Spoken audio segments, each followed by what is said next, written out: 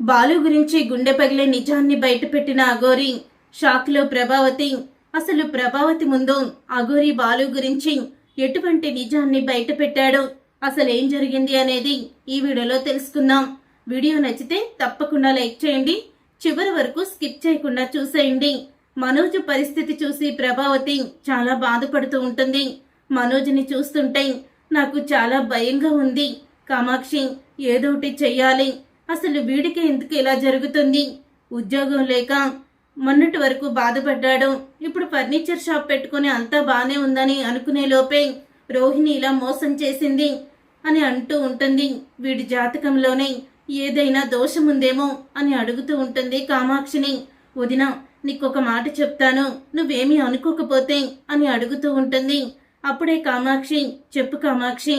ఏం లేదు వదిన, ఇక్కడే దేవాలయంలో ఒక అఘోరి కాశీ నుంచి వచ్చారంట. ఆ అఘోరి దగ్గరికి చాలా మంది కూడా తమ సమస్యలకి పరిష్కారం వెతుక్కుంటూ వెళ్తున్నారు.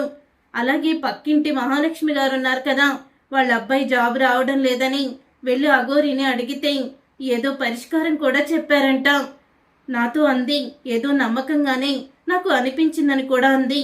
అందుకే మనం కూడా ఒక్కసారి ఆయన దగ్గరికి వెళ్ళొద్దాము అని కామాక్షి అయితే చెప్తుంది. అలా కామాక్షి చెప్పిన తర్వాత పద కామాక్షి, వెళ్ళి అడుగొద్దాము అని అంటూ ఉంటుంది ప్రభావతి. ఇక ప్రభావతి అలా అని కామాక్షిని తీసుకుని అఘోరి దగ్గరికి అయితే వెళ్తారు.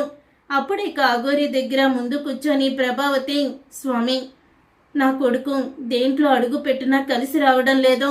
ఈ మధ్య బిజినెస్ లో కొంచెం బాగుందనేసరికి వాడి భార్య మోసం చేసింది. కోటీశ్వరాలని, డబ్బుందని ఎన్నో నాటకాలు ఆడింది. ఇప్పుడు తన భార్య చేసిన మోసాన్ని తట్టుకోలేక చాలా కుమిలిపోతున్నాడు. ఏం చెయ్యాలి స్వామి, ఏదోటి దారి చూపించండి అని అడుగుతూ ఉంటుంది ప్రభావతి. మీ కొడుకు చేసిన తప్పు అందరినీ కూడా దహించేస్తుంది. తను చేసిన పాపమే తన మెడకి కర్మలా చుట్టుకుంది అని అఘోరి అయితే కళ్ళు మూసుకొని మనోజ్ గురించి ఆలోచించి చెప్తాడు. ఏమంటున్నారు స్వామి? వాడు అమాయకుడు, మోసం చేస్తాడు. డబ్బు విషయంలో కుటుంబాన్ని తప్ప బయట ఎవ్వరిని కూడా వాడు మోసం చెయ్యలేదు, నమ్మక ద్రోహం చెయ్యలేదు. చివరికి ప్రేమించిన అమ్మాయి, కట్టుకున్న భార్య మోసం చేసినా ఏనాడు వాళ్ళ మీద చెయ్యెత్తి కొట్టలేదు అని చెప్తూ ఉంటుంది ప్రభావతి.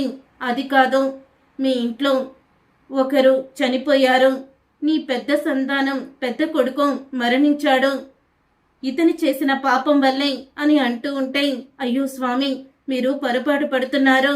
నా పెద్ద కొడుకు చనిపోయింది నా మూడో కొడుకు వల్ల అని అంటూ ఉంటే, అప్పుడే స్వామి తన అరచేతిని చూపించి, చూడమ్మా ఏం జరిగిందో చూడు అని చూపిస్తాడు. అప్పుడు ఇక మనోజ్ అయితే ఆ బాబుని నీళ్ళల్లోకి తోసేయడం, బాలు వద్దన్నయ్య, వద్దు, మనోజ్ అన్నయ్య పెద్దన్నయ్యని నీళ్ళలోకి తోయొద్దని అరవడం అంతా కూడా స్పష్టంగా కనపడుతుంది.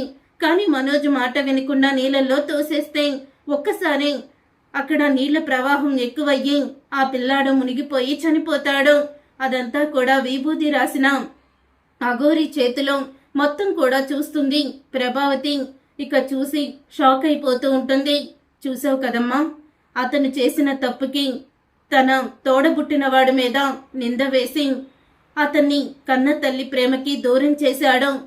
ఆ పాపమే ఇప్పుడు శాపంగా మారి తనకి ఇలాంటి కష్టాల్ని తీసుకొచ్చి పెడుతుంది. కర్మ అనేది ఎవ్వరిని కూడా వదిలిపెట్టదు. ముందు అంతా బానే ఉంటుందనిపిస్తుంది, కానీ దగ్గరికి వచ్చేసరికి ఆ కర్మ ఫలితం ప్రతి ఒక్కరూ తప్పకుండా అనుభవించి తీరాల్సిందే అని స్వామీజీ అయితే చెప్తారు. చూసారుగా ఫ్రెండ్స్, రాబోయే కథలో ఖచ్చితంగా ఇలాగే జరగబోతుంది.